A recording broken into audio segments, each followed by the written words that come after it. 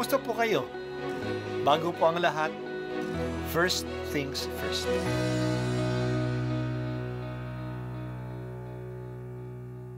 Good morning po. Sinisimulan po natin ngayon ang first things first. At dito po, tinatalakay natin sa unang bahagi ng umaga natin ay ang first readings na binabasa po sa banal na misa. Ito pong tinatalakay natin kasi madalas po marami na tayong alam tungkol sa gospel readings. Pero konti po ang nagsasalita sa first readings. Pero ang first readings, bahagi din po yan ng Biblia, ng banal na kasulatan. Kaya susubaybayan po natin ang mga first readings, basahin po natin at kuminsan kailangan ng basahin ng 2 o 3 beses bago maintindihan kasi hindi po tayo familiar sa mga istorya at sa mga kaisipan na tinatalakay dito. Ang pagbasa mula sa mga gawa ng mga apostol.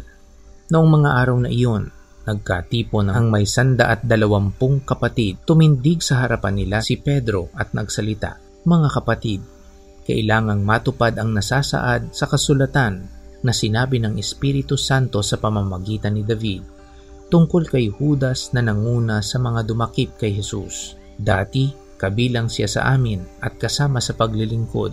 Ngayoy nasusulat sa aklat ng mga awit, ang tirahan niya'y tuluyang layuan at huwag ng tirhan ni numan. Nasusulat din, gampanan ng iba ang kaniyang tungkulin. Kaya dapat tayong pumili ng isang makakasama namin bilang saksi sa muling pagkabuhay ni Jesus. Kailangang ito'y isa sa mga kasama-sama namin sa buong panahon. Nakipamuhay sa atin ang Panginoong Jesus mula nang binyagan siya ni Juan hanggang sa iakyat sa langit. Pumili sila ng 2 lalaki, si Matayas at si Jose, na tinatawag na Barsabas, at tinagurian ding Husto, at sila'y nanalangin, "Panginoon, alam ninyo kung ano ang nasa puso ng lahat ng tao.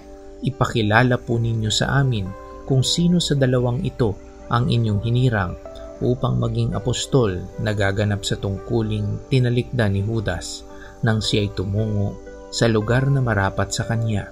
Nagpalabunutan sila at si Matayas ang nakuha. Siya ang nadagdag sa 11 apostol. Ang salita ng Diyos. Salamat sa Diyos. Ngayong araw ay kapistahan ni San Matias, isang apostol. Ang kwento ng pagiging apostol niya ay nakasulat sa aklat ng mga gawa ng mga apostol. Mahalaga na mabuo ang bilang na 12, the 12. Malaki po ang symbolism nito. Ang bayan ng Diyos sa Israel ay nanggaling sa 12 anak ni Jacob. Ang bawat isa sa kanila ay nanggaling sa 12 tribu ng Israel. Ang simbahan ay ang bagong bayan ng Diyos. Ito'y nakatayo sa 12 apostol.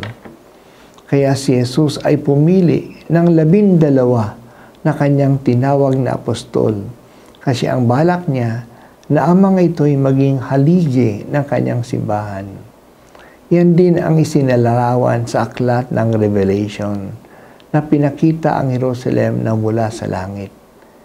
The wall of the city had 12 courses of stones as its foundation, on which were inscribed the 12 names of the 12 tribes of the Lamb.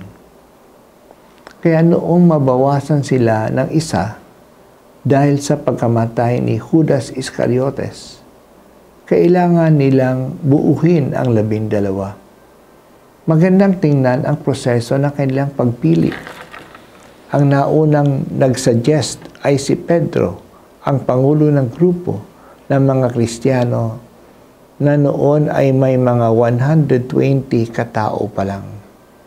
Sa pahayag ni Pedro, gumamit siya ng mga passages sa Bible na nagsasaad sa nangyari kay Judas at nagsasaad sa dapat siyang palitan. Pagkatapos nagbigay si Pablo ng mga kriteriya kung sino ang dapat papalit. Ang isang apostol ay dapat maging witness ni Jesus. Kaya kailangan kasama na siya ni Jesus mula pa noong simula. Ang simula ay ang pagbinyag kay Jesus sa Ilog Jordan. Yan ang simula ng kanyang public ministry. Ang hangganan ay ang kanyang muling pagkabuhay. Kaya sa mga kasama nila na mayroong ganitong qualification, dalawa ang lumabas. Si Barsabas, na kilalang Justus, at si Matias. Nagdasal ang grupo na humingi ng gabay kung sino ang italaga na kukuha ng pwesto na iniwan ni Judas Iscariote. Nagpalabuntan sila at ang napili ay si Matias. Ang pangyayaring ito ay ang unang group decision na ginawa ng grupo. Ang desisyon nila ay ginabayan ng banal na kasulatan at ng panalangin. Pero nandyan din ang pamumuno ni Pedro. Nakita nila na ang Diyos ay nagsalita sa kanila sa pamamagitan ng kanilang pagboboto o pagbobotohan. Hindi gaanong maliwanag kung sila ba ay nagbotohan o nagpalabunutan. Sa anumang paraan, ang hinirang nila ay ang kalooban ng Diyos. Hindi ito popularity, ito'y discernment. Ang Diyos ang may desisyon na. Hiniling nila na ang desisyon ng Diyos ay lumabas sa kanila pagbubunutan o kaya pagbobotohan. Salamat, Panginoon, sa biyaya ng 12 apostol. Sa pamagitan nila, ipinagpapatuloy ang misyon ni Jesus sa mundo. Salamat sa mga obispo namin na sila ang mga kahalili ng mga apostol sa aming piling. Panatilihin mo sila na naging tapat sa paggabay sa simbahan sa aming panahon.